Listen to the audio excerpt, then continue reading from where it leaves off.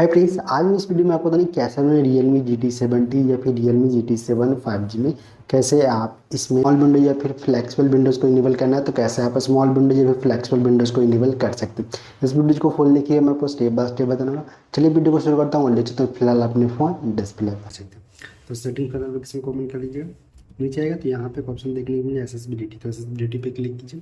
Click करने के बाद नीचे आएगा तो यहाँ पे फ्लैटिंग विंडोज़, तो फ्लैटिंग विंडोज़ पे क्लिक कीजिएगा और सिंपली दोनों को इनेबल कीजिएगा।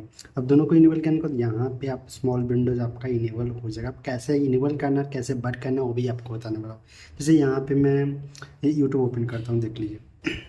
यूट्यूब ओपन करने के बाद यहाँ पे आपको कैसे करना, तो यहाँ पे बटन फ्री कर लेनी होगी।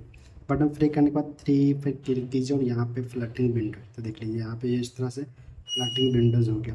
तो इसे यहाँ पे फ्लैटिंग विंडोज या फिर स्मॉल विंडोज़ को इनेबल कर सकते हैं अपनी Realme GT70 में। अच्छी लगी वीडियो तो वीडियोज़ को लाइक कर दीजिए और चैनल को सब्सक्राइब करके नोटिफिकेशन कॉल पर ज़रूर कीजिए। कोई भी डाउट हो तो इंस्टाग्राम पर फॉलो जरूर कीजिए।